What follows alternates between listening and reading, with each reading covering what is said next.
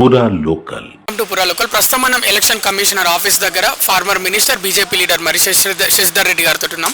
Election commissioner ఎందుకు కలిసారు sir? 117 మున్సిపాలిటీస్కి 7 కార్పొరేషన్స్కు త్వరలో జరగబోయేటువంటి ఎన్నికలకు సంబంధించి వార్డ్ వైజ్ ఓటర్స్ లిస్ట్ని ప్రజలకు అందుబాటులో ఉండేటట్టుగా ప్రచురించడం జరిగింది.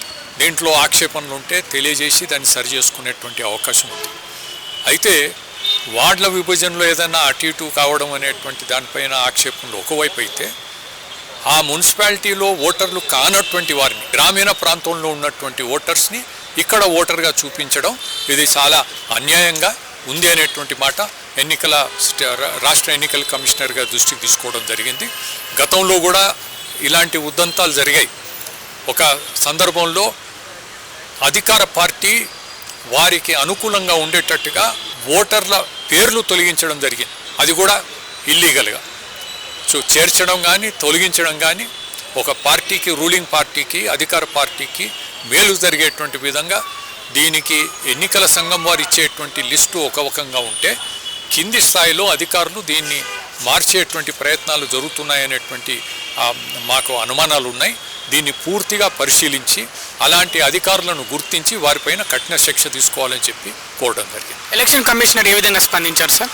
దీన్ని తప్పకుండా పరిశీలిస్తామని చెప్పారు.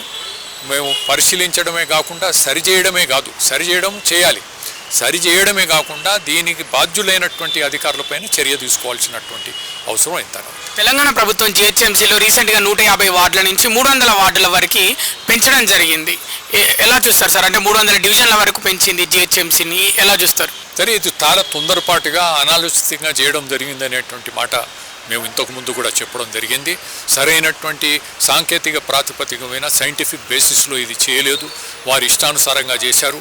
దీన్ని ఇష్టానుసారంగా ఓటర్స్ని, ఒక వర్గానికి సంబంధించినటువంటి ఓటర్సు ఒక పార్టీకి మేలు చేసేటువంటి విధంగా, ఈ రకంగా వాళ్ళు అధికార పార్టీ లాభపడేటువంటి విధంగా ఈ డీలిమిటేషన్ జరిగింది. దీనిపైన మేము ఆక్షేపణ తెలిపి వారికి ఈ విషయాలన్నీ కూడా చెప్పిన అన్ని పక్కన పెట్టేసి ఇష్టానుసారంగా పోవడం జరిగింది.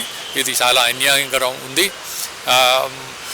ఓటర్సు ఇప్పుడు ఇంకా దాన్ని 3 కార్పొరేషన్స్ చేస్తామన్నటువంటి మాట కూడా అంటున్నారు. ఏదైనా తొందరపాటు చర్యగా సరైనటువంటి సమయం ఇవ్వకుండా ఈ ప్రక్రియ అంతా కూడా పూర్తి చేయడం జరిగింది.